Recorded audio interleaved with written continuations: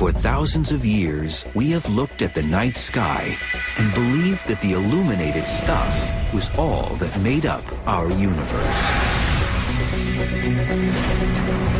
Scientists now realize it's not what shines in the light, but what hides in the dark that holds the true secrets of our sky. There is a mysterious dark matter that binds stars and galaxies together, and strange particles like WIMPs, axions, and machos might be to blame. And there is a dark, repulsive energy that is creating space in the universe, but driving the galaxies further and further apart to a dismal fate.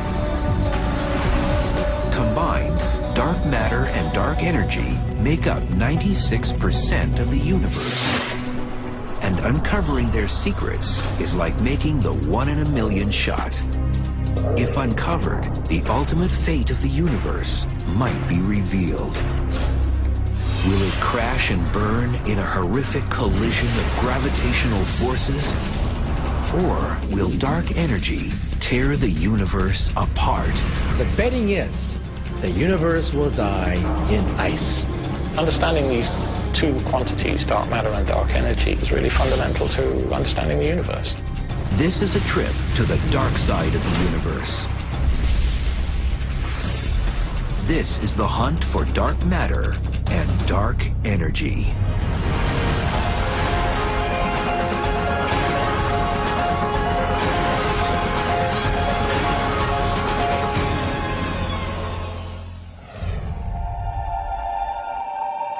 Dark matter is unlike anything we have ever encountered on Earth.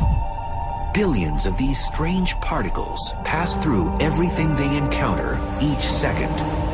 They are so massive in weight, they have the power to influence the galaxies, how they form, and how fast they spin. Dark matter's invisible presence is everywhere, or so it seems. Science has not directly proven dark matter particles exist. There are many suspects, but no answers. And observing something you can't see isn't easy. It doesn't emit light and it doesn't absorb light. It doesn't interact with light at all. Not only does it not shine, you can't easily see it in obscuration. But the evidence is there. Science knows it. Every textbook on the planet Earth says that the universe is made out of atoms and some subatomic particles. Well, all those textbooks are wrong.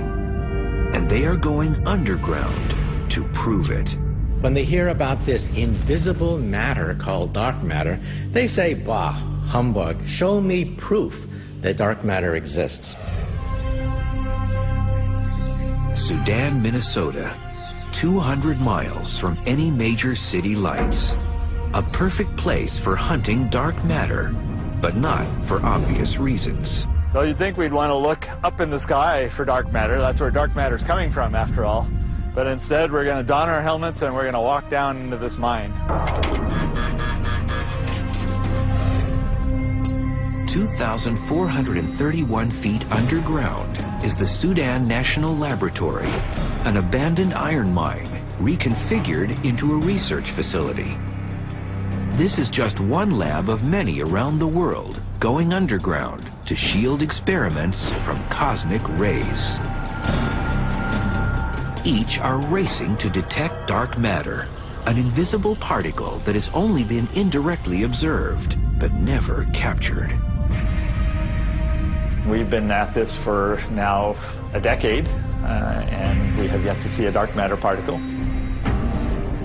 The hunt for dark matter started almost a century ago.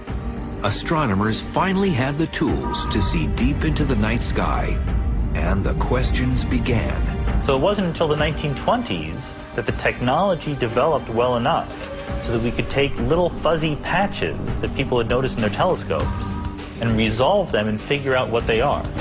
Then Edwin Hubble shocked the world and declared the universe was bigger than just the Milky Way. People realized that some of these little fuzzy patches are separate galaxies, just like our Milky Way galaxy.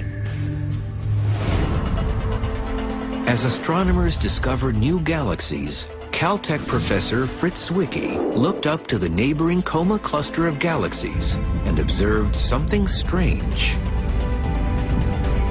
When he measured what the motions were in the Coma cluster of galaxies, he got an estimate for how much mass there was in that cluster.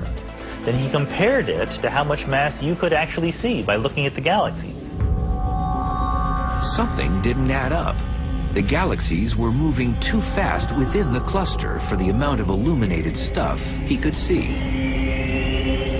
By his calculations, there should have been 160 times more illuminated mass to account for the random speeds of galaxies in the cluster. Something else was affecting their motions. But what was it? He analyzed their motions and concluded that the cluster could not be stable unless there was a large amount of dark matter present. In 1933, he was one of the first people to really grasp the significance of the presence of dark matter. He called it missing matter. Dark matter, an invisible mass that was gravitationally attractive and was able to affect the speeds of entire galaxies in a cluster. Revolutionary thinking? Yes.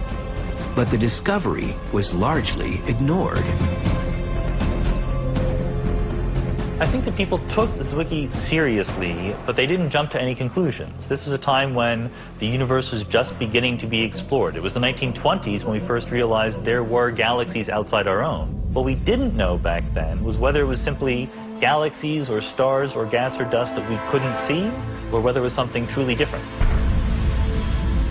Zwicky's observations were based on measuring the mass in the stars and galaxies. But how do you weigh stuff in space? You can't go and put the sun on a scale. It's a little bit hard. But what you can do is you can measure how fast the planets are moving around the sun. And the more stuff there is in the sun, the faster those planets have to move to stay in their orbits. Newton and Einstein both said the more mass or stuff you have in an object, the more gravitational pull it will have. And the further an object is from the center, the slower it should travel in orbit, because the gravitational pull is weaker. According to Einstein's general theory of relativity, or even according to Newtonian gravity, all of the galaxies are pulling on each other. It's like the sun's influence on our solar system. The mass of the sun pulls Mercury faster than Pluto because Mercury is positioned closer to the sun. Likewise, for a galaxy, you would expect that you got further and further away, things are moving more and more slowly to stay in their orbits. But Zwicky didn't observe that. Neither did a young scientist named Vera Rubin 50 years later. She was observing the rotational curves of galaxies similar to the Milky Way. Like Zwicky, her observations also seemed strange. What Vera Rubin actually measured was that he got further and further away, the velocity of the orbiting gas and dust remained constant. What Rubin observed was as if a city were a galaxy and every car on the road was a planet or star. And despite the amount of traffic, every car traveled around the city at the same speed. This same consistent rotational speed, despite the amount of stuff or traffic, was exactly what Rubin observed. The outer parts of the galaxy were rotating fast enough that there must be a lot more mass, otherwise the galaxy would have flown apart. The only way to resolve this paradox of galaxies which spin 10 times too fast is to assume that there is a halo of invisible matter surrounding the galaxy, keeping the galaxy whole. Dark matter was present in the galaxies, and it had enough mass to keep the rotation speed constant. Imagine that I am the dark matter. This ball is a star orbiting me because my gravitational force is keeping it in place. But even if you couldn't see me, you would know that there must be something here, otherwise the star would just zoom off in a straight line. There must be something causing that gravity, and that's how we know that there must be dark matter. Rubin estimated that there was 10 times more dark matter than ordinary illuminated stuff. Since then, We've analyzed hundreds of galaxies, and they all have the same pattern. They all rotate too fast for their own good, and they need dark matter to hold them together. This time, science paid attention and started to wonder, what is dark matter? How do you find something that is invisible in space? They needed to see just where dark matter was hiding out in the universe. And even if they couldn't see it, science realized that dark matter exposed itself by bending light that passes through it. It's called gravitational lensing, and it's a virtual spotlight that uncovers any invisible stuff in the universe. What it does do is it does what all matter does, and that it can deflect the light ray. So a light ray can be deflected in its path by dark matter. By tracing the battered light's path, gravitational lensing detected dark matter concentrated in the halos of galaxies. Gravitational lensing proved to be infallible, and dark matter's presence was suddenly revealed. This technique of gravitational lensing is the most precise because we can actually pinpoint not just how much dark matter there is, but how it's distributed in its position on the sky. And that's because we can measure the distortion of the light rays passing through the dark matter. How do you know that your glasses are there? Because it bends light. In the same way, by looking at Hubble space pictures of the universe and looking at the distortion of light as it goes through galaxies, we actually have maps of dark matter. Most of the mass of a galaxy is from the dark matter. The ordinary matter accumulates in the gravitational field of the dark matter. But once dark matter came on the scene, scientists wondered if it was a new, undetected particle or just invisible, ordinary matter. When people found dark matter, everybody wanted to know, well, what is it, you know? And of course, the first answer is it's just the stuff that makes up you and me, but it's not shining. Scientists started to investigate objects in the universe that didn't emit light. Black holes were considered. They don't emit light, can draw matter to themselves, and are detected with gravitational lensing. You could take the form of black holes or MACHOs, massive compact halo objects, which are basically dark, small stars that don't give off a lot of light. MACHOs hide out in the halo of the Milky Way and are detected by gravitational lensing. But there weren't enough to account for the amount of dark matter needed. Failed stars like brown dwarfs were also suspected. They are massive enough to make up dark matter's presence. Whatever dark matter is, there is way more of it than the ordinary matter of stars and planets. 10 times more. All of the stuff that you can construct from ordinary atoms, protons and neutrons and electrons, cannot possibly be enough to account for the total amount of matter that you see in galaxies and clusters.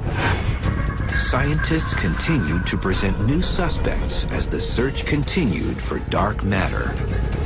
Previously discovered exotic particles like neutrinos were reconsidered.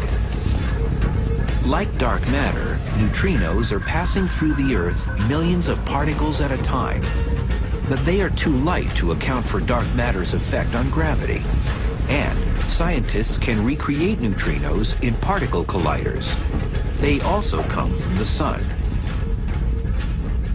Axions is also another possible dark matter candidate. They were invented to explain a particular glitch in one of the particle physics theories. They would be extremely light, so you search for them in a completely different way than what we're doing. But they would also be very numerous, and so they could possibly be the dark matter. Axions are very light and are believed to have been created at the moment of the Big Bang, just like dark matter. But theories suggest that they can change to protons, while dark matter is stable.